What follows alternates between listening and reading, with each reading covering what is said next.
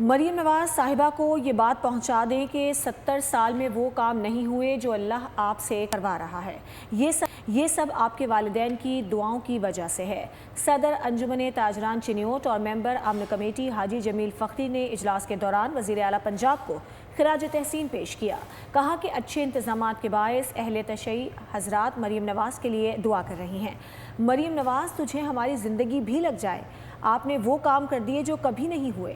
لاہور میں بیٹھی خاتون پورے پنجاب کو ایک آنکھ سے دیکھ رہی ہے۔ دو کہ 70 سال میں وہ کام نہیں ہوئے جو اللہ آپ سے کو کام لے رہا ہے۔ تیری والدہ کی دعا، تیرے باپ اہل تشیع ہیں، وہ جھولیاں پسار کے دعا کر رہے کہ مریم تجھے ہماری زندگی بھی لگ جائے، کہ تو نے وہ کام کر دیے۔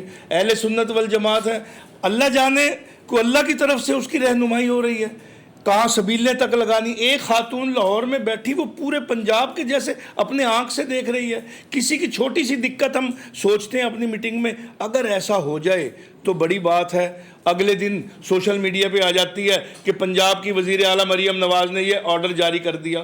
ایسے کام، اب یہ جلوس جلسے ہیں، آپ یقین مانیں رات ڈی پی او صاحب 12 بجے وہاں پہ وزٹ کر رہے تھے راؤنڈ پہ، میں بھی تھا اور 2-4 ساتھی تھے۔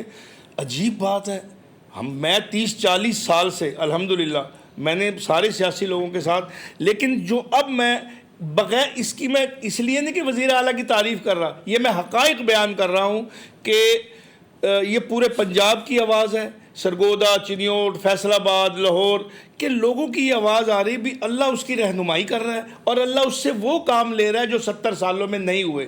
تو لہٰذا بزنس کمیونٹی کی طرف سے، امن کمیٹی کی طرف سے، اہل تشیع کی طرف سے، علماء کرام کی طرف سے، ضلع چنیوٹ کی طرف سے، ضلع فیصل آباد کی طرف سے، ہماری طرف سے مریم نواز بیٹی کو سلام کہیں، انہیں کہیں کہ اللہ تیری رہنمائی کر رہا ہے اور اللہ تیرے سے وہ کام لے رہا ہے جو شاید بڑے جو ذمہ دار تھے، سیاستدان تھے، ان کو نصیب نہیں ہوئے۔ تو بہرحال ہماری طرف سے اس کو مبارک ہو۔